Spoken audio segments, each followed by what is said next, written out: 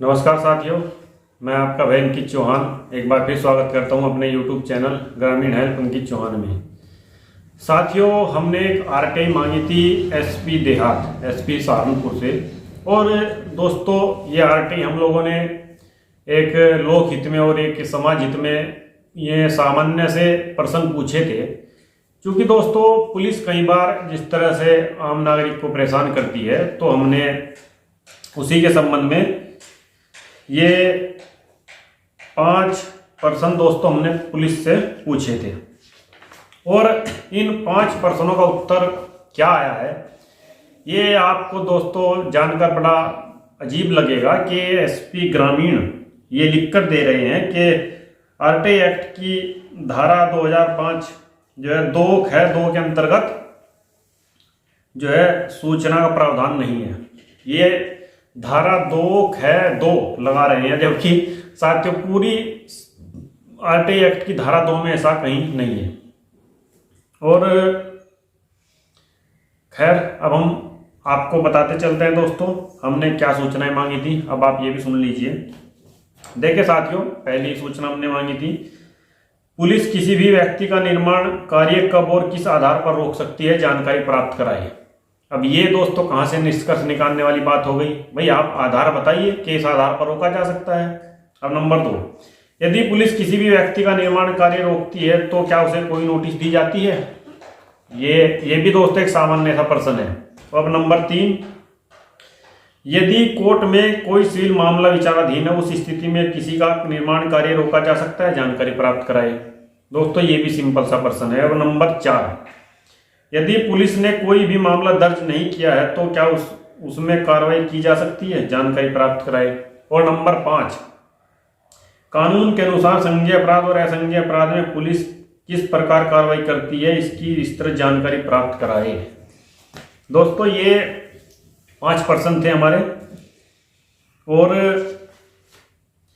इसमें जो है इन्होंने धारा 2(2) लगा दी है, ये हाल है। और आरटीआई एक्ट में कैसे लोगों को कुछ भी लिख कर दिया जाता है। तो साथियों, मैं एसपी देहात को मिलाता हूँ, एसपी देहात से बात करता हूँ। हालांकि मैं देखता हूँ आज संडे है, लेकिन अगर उनसे बात हो जाती है तो मैं उनके संज्ञान में ये मामला लाता हूँ। तो एसपी देहात का नंबर अभी मैं देखता हूँ। एसपी देहात दोस्तों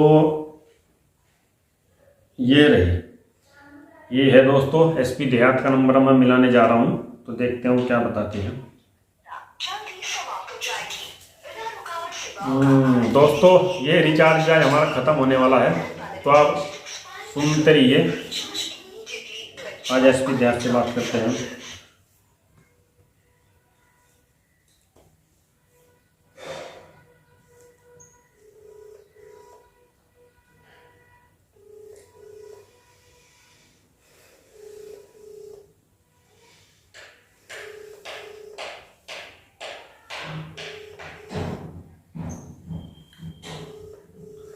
घंटी जा रही है साथियों।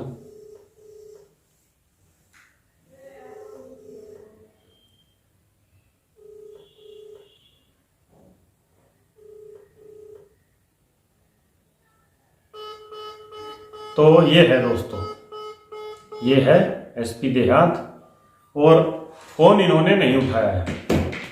खैर साथियों, हम इनको लिखित में इनके व्हाट्सएप नंबर पर भेजेंगे कि आपके द्वारा जो हमें ये सूचना गलत प्रदान की गई है। तो ये हाल आप देख लीजिए। अभी आपके सामने फ़ोन किया, लेकिन फ़ोन को ये उठाएंगे नहीं और ये दे देंगे लिख के। ये देख लीजिए आप, ये दिया है इन्होंने लिख के, ये सूचना प्राप्त करा दी है इन्होंने। ये देख लीजिए, ये हाल है इनका दोस्तों। और ये देखिए, ये लिया, ये सूचना का अधिकार अधिनियम 2005 की धारा 6 के तहत आवेदन करने के उपरांत ये दे रहे हैं लिखकर कि आपने जो सूचना मांगा है वो सूचना का अधिकार अधिनियम 2005 की धारा 2(2) के तहत दे नहीं है। और पूरे आरटीआई एक्ट में दोस्तों सेक्शन 9 और 8 के तहत ही जानकारी रोकी जा सकती है, जिसमें भी साथियों सुप्रीम कोर्ट का जजमेंट है कि जानकारी ना देना एक अपवाद है। समझे दोस्तों, जानकारी ना देना एक अपवाद है और जानकारी को रोक ही नहीं सकते दोस्तों, केवल इस आधार पर कि आपने सेक्शन 8(1)(j) लगा दिया। लेकिन यहां तो आपने धारा 2(ख)(2) लगा दी। और दोस्तों मैं आपको बताऊं, जो भी जानकारी आरटीआई के तहत आप यदि आपसे कोई संसद या विधानसभा कोई जानकारी मांगती है, यदि आप उनको देने से वो जानकारी मना नहीं कर सकते, तो दोस्तों आम नागरिक को भी वो जानकारी आप देने से मना नहीं कर सकते। ये क्लियर दोस्तों नियम है एक्ट में बाकायदा।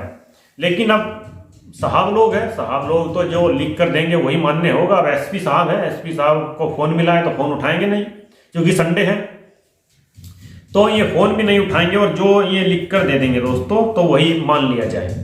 क्योंकि कानून तो एक गरीब आदमी के लिए बना है दोस्तों। गरीब आदमी को आप जैसे चाहे उसको परेशान करो, जैसे चाहे उसके खिलाफ मुकदमा दर्ज करो, आपको कोई रोकेगा थोड़ा ही।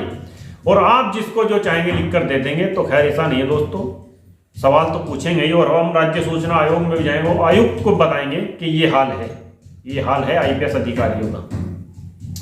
और ये एसपी ग्रामीण हो सकता है, कोई मानवीय भूल भी हो सकती है दोस्तों, इनके स्टाफ ने किसी ने गलत जानकारी दे दी हो लिखकर। इसमें सीधे सीधे एसपी साहब को भी दोष देना सही नहीं है। लेकिन खैर उनके संज्ञान में ये मामला मैं लाऊंगा और कल उनको ये बताऊंगा कि इस तरह की सूचना हमें आपके कार्यालय से प्राप्त हुई है, जो कि गलत है, एक्ट में कहीं भी नहीं है। लेकिन दोस्तों इस तरह से सूचना प्राप्त कराना ये कहाँ तक न्यायोचित है या सही है, ये आप लोगों पर मैं छोड़ता हूं और आप लोग मुझे कमेंट में बताइएगा। लेकिन दोस्तों ये बड़ी कमाल की बात है। देखिए दोस्तों, यदि पुलिस किसी का निर्माण कार्य जब रोकती है, आप पता ही है ना ही वो नोटिस देती है, और नियम ये कहता है दोस्तों जब तक एक प्रारंभिक जांच ना हो जाए और जांच रिपोर्ट जो है शिकायतकर्ता को दी जाती है, और दोस्तों कोर्ट का कोई स्टे ऑर्डर ना हो तो किसी का निर्माण कार्य नहीं रोका जाता। लेकिन साथियों ये आप हर दिन देखते ही हैं कि पुलिस किस तरह से जिसका मन चाह उठा के निर्माण कार्य रोक दिया, तो तब दोस्तों इनको कानून की याद नहीं आती है। और कानून क्या कहता है तब इनको धारा याद नहीं आती कि किस तरह से कानून के अनुसार कार्य होना चाहिए।